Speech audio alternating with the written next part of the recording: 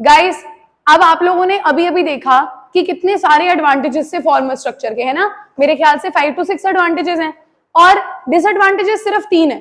तो एक बात तो क्लियर है कि फॉर्मल ऑर्गेनाइजेशन के फायदे ज्यादा है, नुकसान कम है।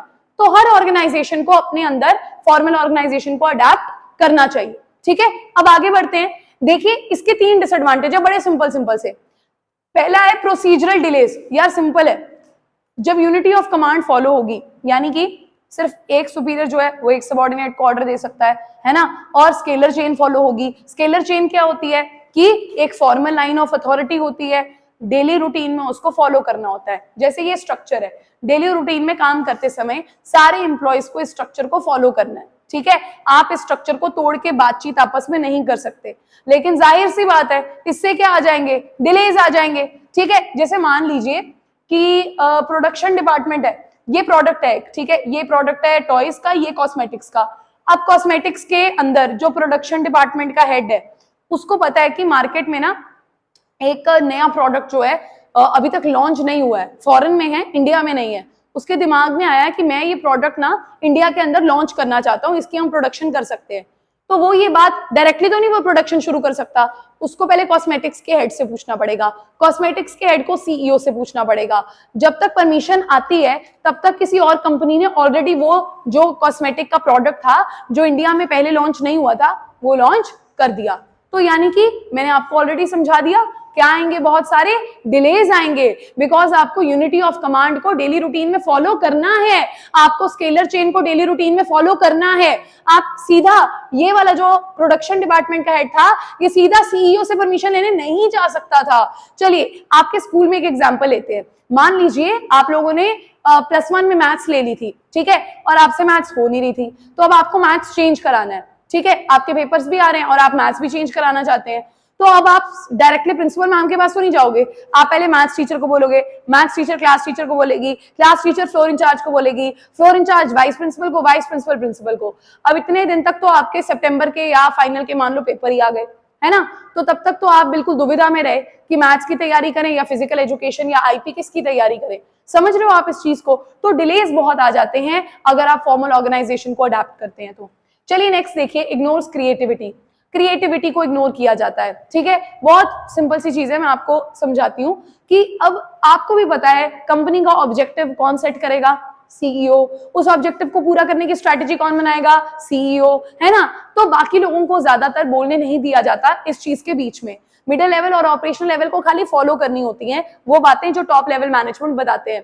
लेकिन मान लीजिए कि जो प्रोडक्शन डिपार्टमेंट का हेड है या जो फाइनेंस डिपार्टमेंट का हेड है, इनके दिमाग में एक धांसू आइडिया आया है, एक स्ट्रैटेजी आई है कि कैसे ये प्रोडक्ट की सेल को डबल ट्रिपल कर सकते हैं।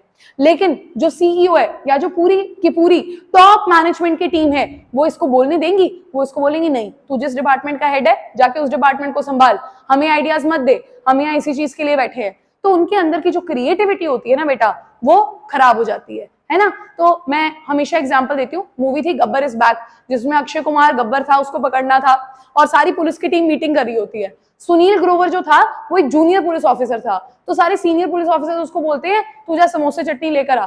हालांकि उसके पास आइडिया था कि कैसे अक्षय कुमार को पकड़ना है, बट वो कहते तू आइडिया मत दे, वो काम हमारा है। तो उसके अंदर की क्रिएटिविटी क्या हो गई, खराब हो गई ना। तो यही चीज यहाँ पे लिखी है, पुअर ऑर्गेनाइजेशनल प्रैक्टिसेस। अब यार ये पुअर ऑर्गेनाइजेशनल प्रैक्टिसेस से मेरा क्या मतलब है, यही प्रैक्टिस कि ऑर्गेनाइजेशन में एम्प्लॉइज के सजेशन नहीं लिए जाते, ये एक पुअर प्रैक्टिस है। अगर आप सजेशन नहीं लोगे तो प्रॉपर रिकॉग्निशन, पहचान नहीं मिलेगी क्रिएटिव टैलेंट को, बिकॉज एम्प्लॉइज को डेविएट करना यानी कि मूव अवे, किसी और दिशा में जाना अलाउड ही नहीं है। जो रिजिड, जो सख्त पॉलिसीज बनाई हैं उनको उसी के अकॉर्डिंग काम करना पड़ेगा। यहां तक सबको क्लियर हुआ? तो तीसरे पॉइंट पे पहुंचे। Clear everyone? सबको क्लियर हुआ? चलिए फिर आगे बढ़ते हैं। No understanding of human relationship. यार फॉर्मल ऑर्गेनाइजेशन ऐसे नहीं लग रहा रोबोट्स काम कर रहे हैं, सुबह आ रहे हैं, काम पे आ रहे हैं, ऑब्जेक्टिव अचीव कर रहे हैं, स्टेबिलिटी है, यूनिटी ऑफ कमांड है, ये सब पढ़ने में तो अच्छा लग रहा है, गोल्स अचीव करने के लिए भी बहुत अच्छा है, लेकिन रियल लाइफ में आप ऐसे काम कर ही नहीं सकते हो। रियल लाइफ में ब्रेक्स होती हैं, कैंटीन होती है, हो सकता है कि एचआर जो है ये प्रोडक्ट 1 का फ्रेंड हो या एचआर डायरेक्ट सीईओ का दोस्त हो, ठीक है, तो हो सकता है ये लोग आपस में डायरेक्टली बातचीत कर लें किसी भी मैटर को लेकर, वो ऑफिस का भी मैटर हो सकता है, वो पर्सनल मैटर भी हो सकता है।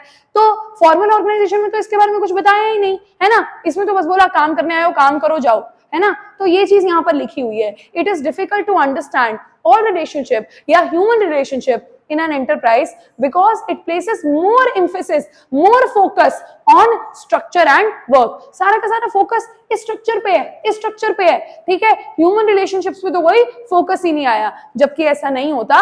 रियल लाइफ में people become friends with each other, they share things with each other, ठीक है। तो ये चीजें होती हैं। अब जैसे मान लीजिए आप मेरे स्टूडेंट्स हैं, हम अभी पढ़ रहे हैं, लेकिन क्लास खत्म होती है, हो सकता है आप मेरे को अपनी कोई पर्सनल बात बताओ, मैं आपको अपनी कोई पर्सनल बात बताऊं, तो ये चीज होती है जो फॉर्मल ऑर्गेनाइजेशन लैक करती है, right. So we are done with the disadvantages now.